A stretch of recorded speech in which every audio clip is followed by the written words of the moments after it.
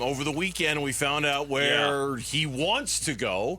And in the next segment, we're going to talk about whether that list may or may not be relevant to the Phoenix Suns or not, which is kind of what we were more than hinting at, what we were talking about all last week.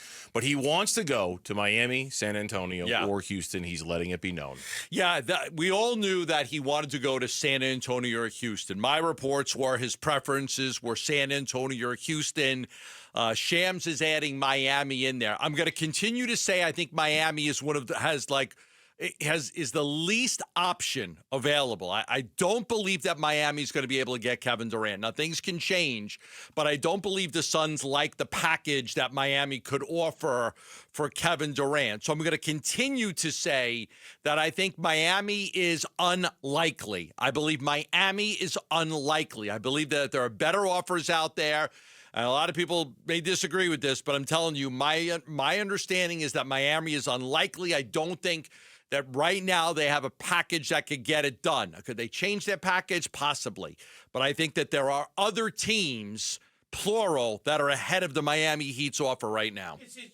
Well, there we go. Turn on that microphone. It's interesting because every time I look at a possible deal from the Miami Heat, I just think no. I think there's nothing there. I think there's nothing of any interest. They just don't have enough. They don't have enough in terms of players. They don't have enough in terms of what you might want, and that the other teams most certainly do.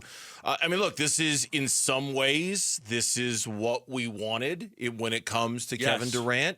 Multiple teams that he's willing to go to. Now, if and again, we're kind of stretching this into a 2-segment conversation to really go in kind of some depth here, because there certainly are some teams that are not on Kevin Durant's list that are in the running for this, and that's a really interesting byproduct of it. Well, let's stick with Miami. But at its core, let me just say this: at its core, at least he's not saying, here's just one team I want to go to, and that's the only team you have to deal with. At least there's multiple teams here that he's willing to go to, so that if that is your big concern and you're the Suns, you at least have a pool to work from. Yeah. The Miami just throwing in Andrew Wiggins, who's making $28 million this coming season, player option for $30 million.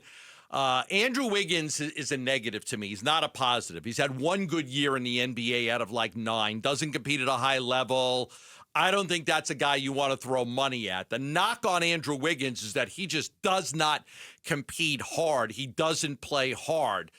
Defensively at times he might be okay, but he's not a day in, day out, I'm going to go, get it done thing. So I think it goes against everything that they're trying to build culture-wise by bringing in a guy like that. He's soft. I mean, Andrew Wiggins is soft. So I would not think that that's a guy that they want. The other player that gets mentioned a lot is the Ware kid, who, again, I think that part of the reason that Miami had so many struggles this year is they were trying to get him minutes. He's young, so you might see some upside there. But again, I like Wiggins. I think he's a very soft player. Doesn't play that hard.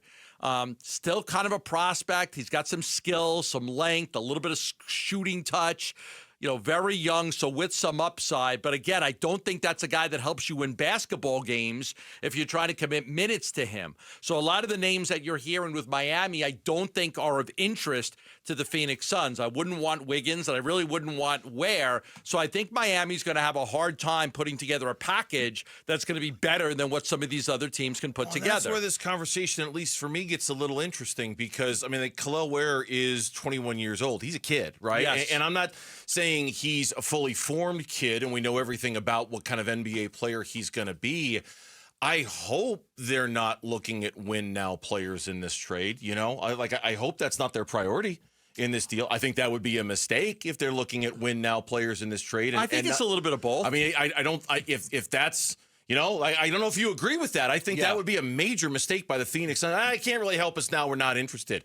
Dude, that's not what this is about, right? That's not what this if that's what this Kevin Durant trade is about for them. Hey, we need guys who can help us win right now. Oh, you're doing it wrong. You're doing it wrong if you're trying to get win now, guys. Well, they don't have their draft pick next year, right? So they're going to try to not tank. So they're going to try to be competitive. But so they're you're not going to see good enough to be win now. They're not. But they want to be. They don't want to tank. They don't want to win 21 basketball games. They want to have a combination of guys that can help right now. You don't want to sour Booker and be on a team that wins 40 games the next 2 years combined. No, but I would think the priority would be young talent that you could develop, right? Young talent that not veterans who can help you win now, but young talent that you can develop. Not, I get it. They don't have their draft picks, so there's no benefit to them tanking. I'm not saying tanking. I'm just saying young guys like Kel'el Ware that are interesting perhaps as potentially but they don't make $50 million to match the salary. Well, no, I know, and you need other salaries to match it. Yeah. I don't want a bunch of, hey, we really think we're going for it next year because we got X, Y, and Z. I hope they're not. They're not. They know they're not going to win these next 2 years. But they also don't want to fall off the face of the earth. They want to be competitive. I think every package is going to have a combination of draft picks, young players, and an older veteran player to kind of make the money work. So I don't know that there's a package out there that's going to give you 4 young players in draft. I think every package is going to be a combination of those 3 things. Are you going to get a veteran player? Yes. Are you going to get young players? Yes. Are you going to get at least some draft capital? Yes. I think almost any deal is going to have a combination of that. You'll take back a player with salary. You'll get back a young player that you like, and then you'll also get back some draft capital. Yeah, that's good. And I'm not sitting here trying to stump for Kel'el Ware. I'm just trying to stump for the idea of a guy like Kel'el Ware. He was the 15th pick overall in the draft last year. I can't, it's hard for me to believe that after 1 year, you would say, oh, yeah, he's no good, or he's this, or he's that, right? Like he might have some sort of potential in some sort of. I'm not, and again, that's what I was saying. He is still a prospect. He's got length. He's got skill. He's got a little bit of shooting touch. He's really young, so there's some talent and some upside there. And again, that's not a guy that's going to help you win right now.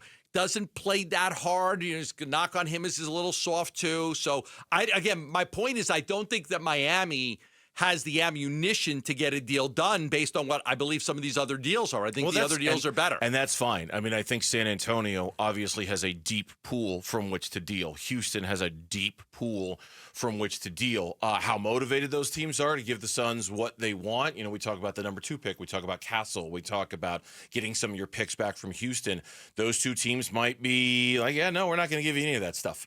And you're going to have to, this is what we're going to give you, counting on the idea that the Suns feel like they have to trade Kevin Durant somewhere he wants to go, and that those teams are holding that against the Suns and what they're offering. Now, I have to preface this by saying that offers change. Like, right now, this is what I know. This is as of today. Miami wouldn't be able to get a deal done today.